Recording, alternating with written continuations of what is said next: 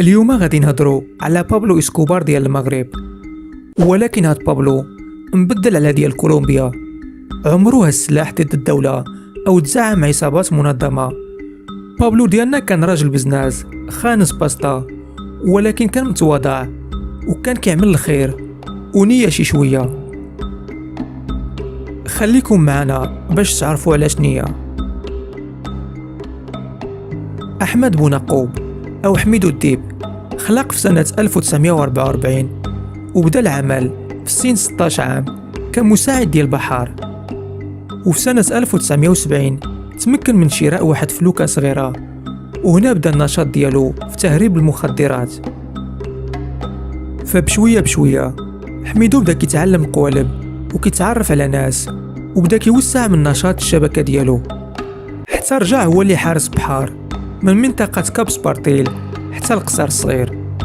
والناس ديال طنجة والناس اللي سبق لهم جاو من طنجة غادي يعرفوا مدى شساعة هاد المساحة.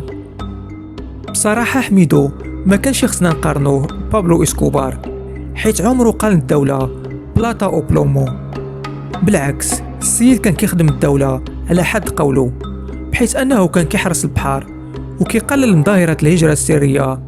فممنوع تخرج شي باتيرة ديال الحراقة في بلاصة اللي فيها الرجال ديالو، وكان كيعاونو فوقاش ما بغاو يصلحوا شي بناية او شارع. ولعل ابرز مثال هو الرياض ديال تطوان، هو اللي قام بالتشييد ديالو، بحيث انه كيطلب من السلطة تحضر مهندس الخاص بالمشروع والباقي كيتكفل به هو.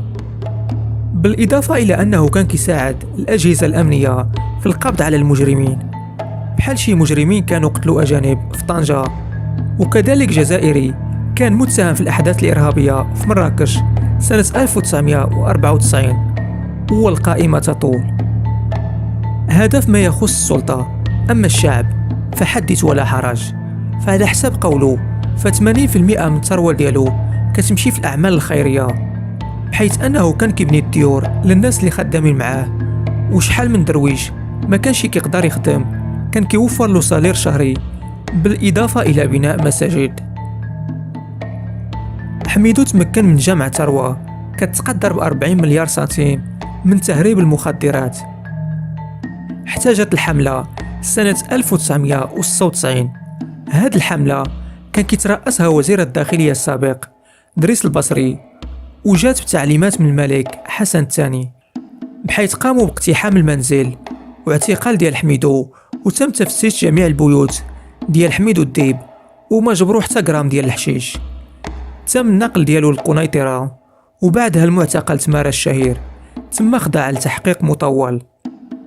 وهنا غادي نرجع لكلمة نية، بحيث أثناء التحقيق المصالح الأمنية قاموا بالثناء على الأعمال الخيرية اللي كان كيقوم بها على حد قوله، وقالوا له راه أوروبا خنقتنا بالاحتجاج على كمية ديال المخدرات اللي كتوصل لعندهم، فقالوا له غادي ندخلوك غير تدوز العاصفة وغادي نطلقوك بعفو ملكي.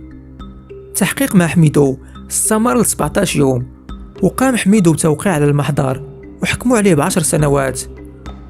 والطريف في الأمر هما هاد المحققين كما كيقول حميدو كانوا كيقولوا له غادي تاخد وسام على الأعمال اللي قدمتيها للدولة. وبعد أسابيع قليلة حميدو كيتفاجأ وكيجبر راسو في الحبس. حميدو دوز 7 سنوات و9 أشهر قبل ما يخرج بالعفو الملكي. وملي خرج حميدو الديب جبر أغلب الثروات والممتلكات ديالو حجزات عليهم الدولة، أرض كبيرة في جويهد مرسى و29 هكتار في جهة مالاباطا، والعديد والعديد من الشقق. حميدو كيقول أن هذا الحجز كان غير قانوني، مع العلم أن الناس اللي تعتقلوا معاه رجعوا لهم الممتلكات ديالهم. هذه هي قصة حميدو الديب. إذا كنت وصلتي حتى لهنا ما تنساش تخلي جيم وتبارطاجي باش تحفزنا على نشر المزيد. وعلى أوترافيت.